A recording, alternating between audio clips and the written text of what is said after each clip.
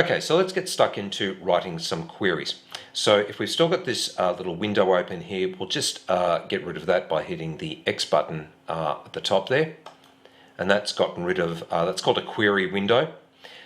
So we've gotten rid of our query window and we're going to start a fresh one. And we can do that by going up to the top toolbar here and this button that says New Query, just hit that and that starts up a new query window.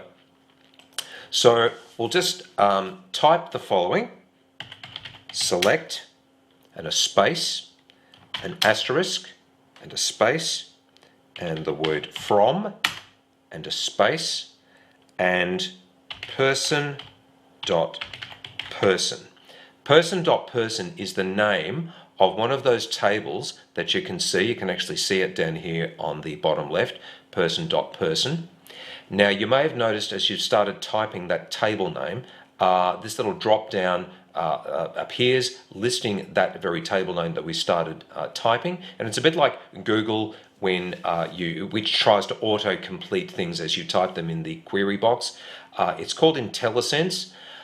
If you find it annoying or distracting or confusing, you can switch that off, and you can switch that off by that little button up the top there that sort of looks like it's a tall rectangular button that sort of looks like a fridge.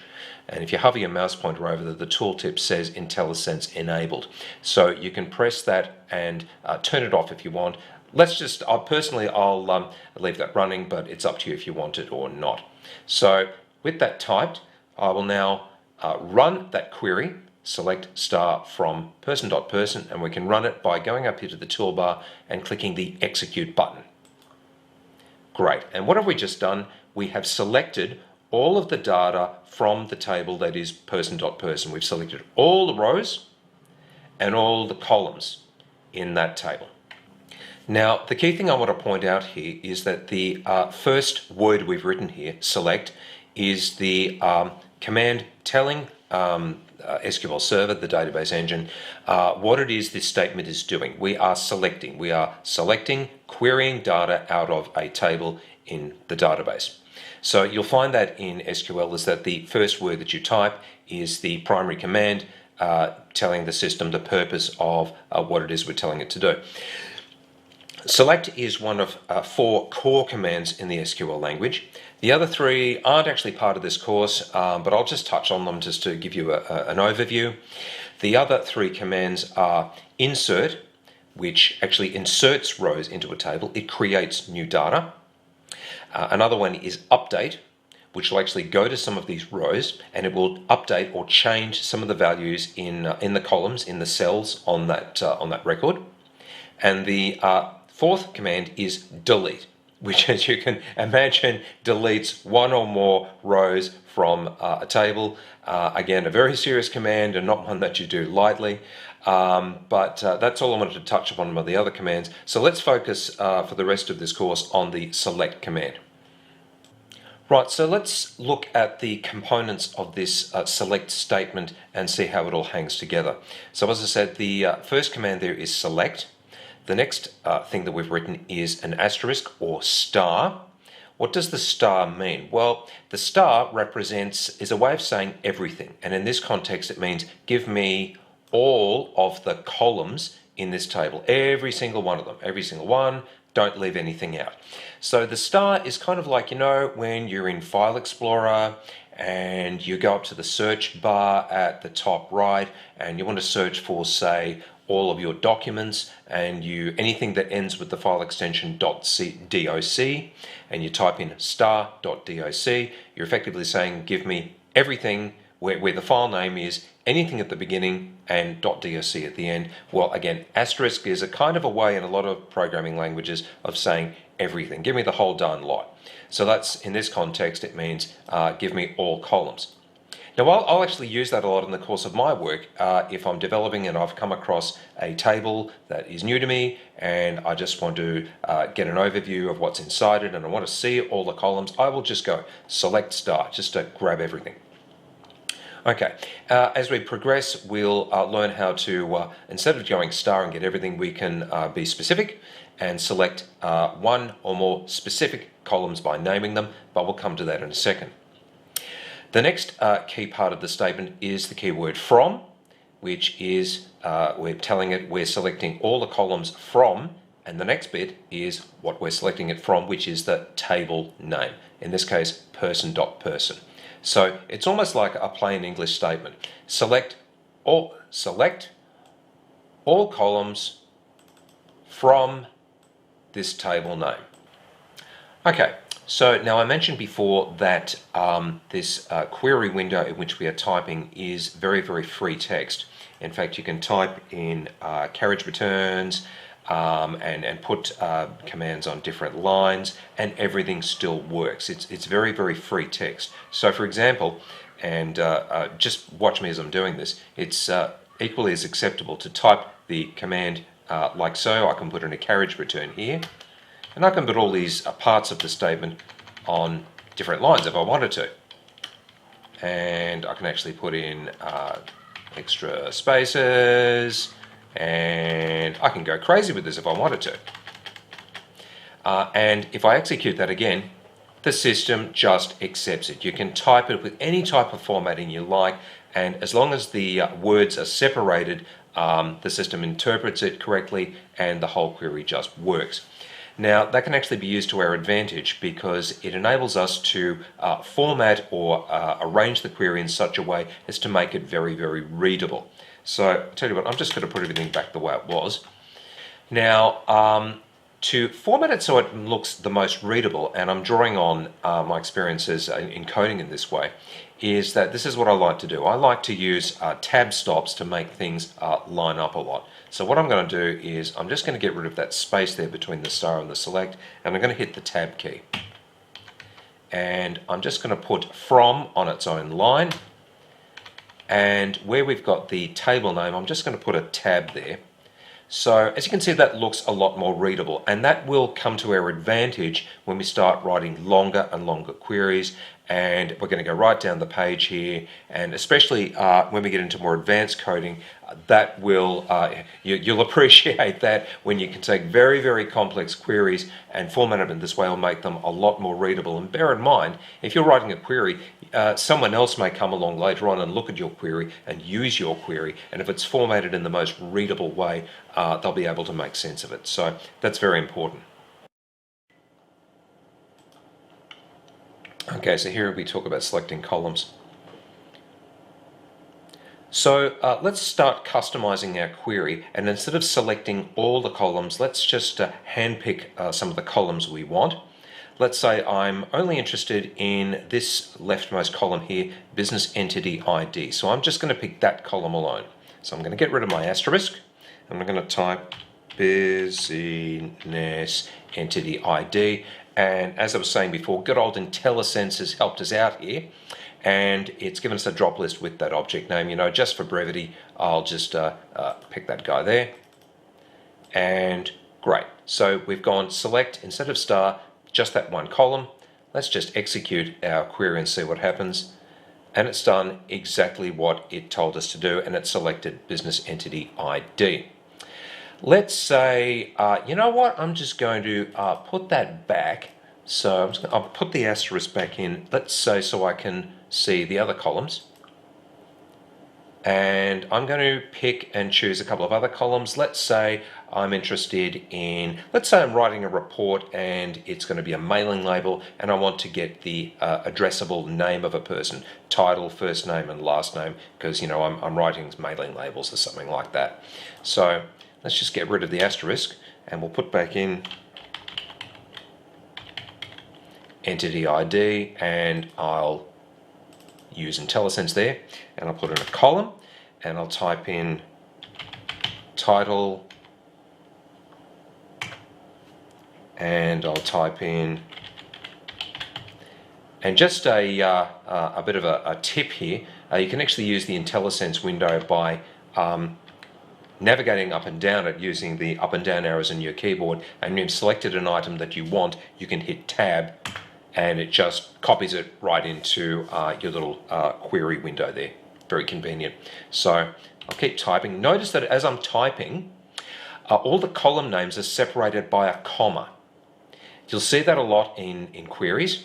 The column names have to be separated by a comma because the system has to know where the column names begin and end. It's the only way that it can interpret your code, because remember, we're very free about the way we can write our code, but that within that freedom you need some constraints so the system can interpret it correctly.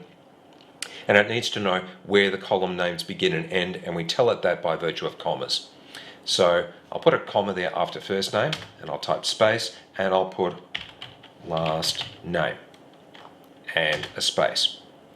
Now with that, so just to recap, select business entity ID, comma, title, comma, first name, comma, last name, and we will hit execute.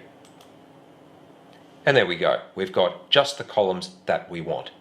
Now I'm going to give you a bit of a tip here. This is a very common error, one that even I make from time to time. Let's say I forget what I'm doing and I put a comma on the end of the last column. That's actually a no-no. You can't do that. That's an error in SQL.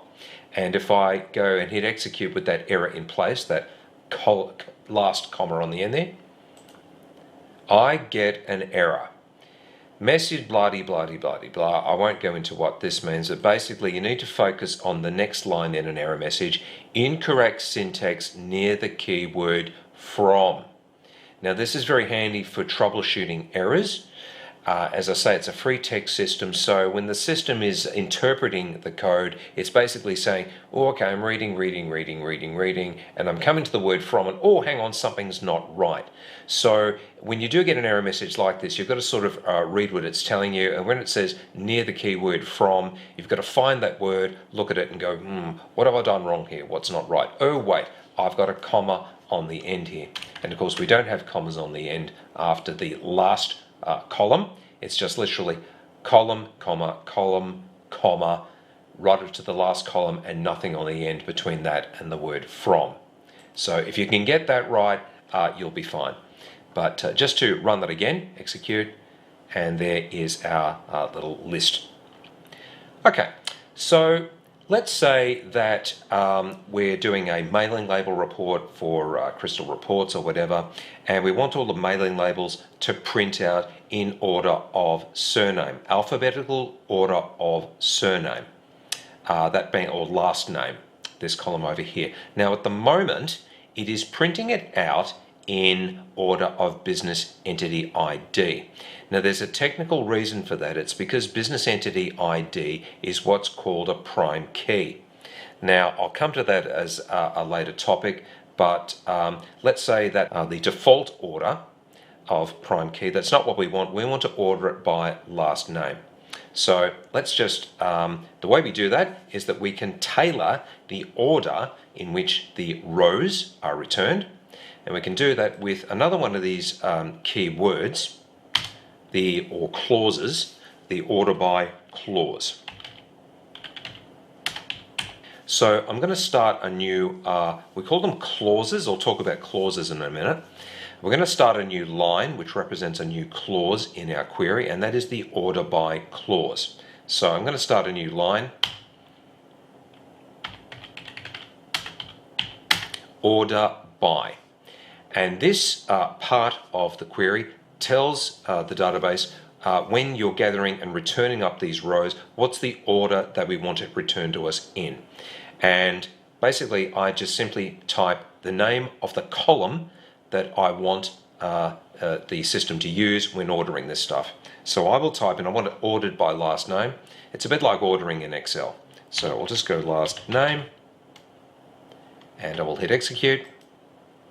And hey presto, everything is ordered in last name with the A's at the top.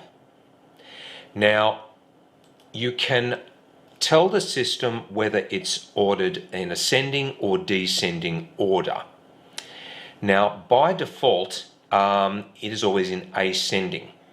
The way to explicitly state that is with this little command at the end there, ASC, which is short for ascending. Now, I didn't type that because I can leave off ascending, the ascending part, and execute, and it'll still work. By default, it just assumes that if you don't specify ascending or descending, it goes by ascending. That is regarded as poor practice to leave defaults in there. It's always considered good practice to explicitly state what it is you're doing by putting in things like the ASC ascending keyword. Because remember, other people might come along and look at the queries that you've saved and stored and put into Crystal Reports or whatever, and it's when they're looking at it, it's always good to give them as much information, and at a glance they can see exactly what it is you're doing and that you are ascending by virtue of that ascending keyword. So let's say that we don't want it ascending. Let's say, for example, we want it descending. How do we do descending?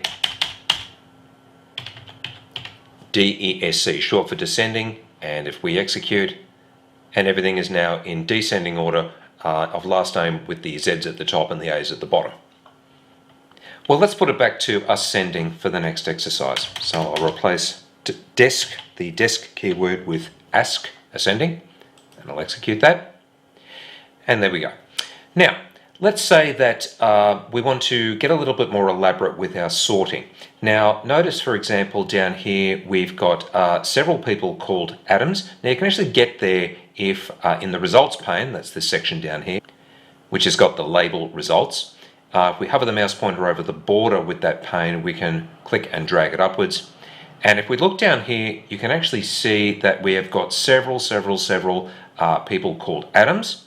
Let's say that the requirement is that the mailing labels report has to be sorted within, if the surname is the same, then within that set of Adamses, we want it sorted with by first name ascending. How do we do that? Now notice that there's actually no sorting there because Edward is coming after Francis, so we want it so the E's are at the top, or it starts from A within that particular set.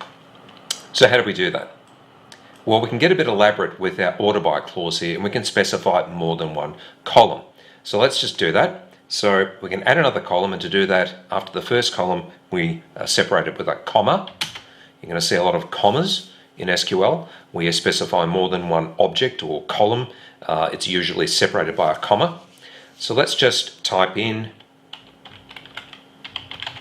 the column name that is first name, and specify whether it's ascending or descending, as is good practice, by putting in ASC. And if we execute that, what's just happened? Well, if we go back down here to our Adamses, all the Adamses within that set where surname is, where last name is Adams, it's all sorted with the A's at the top, followed by the B's, and so on and so forth. So again, you can get very elaborate with your order bys, and there's practically no limit to the number of columns that you can specify in your order by clause. Okay, now I may have mentioned earlier about clauses.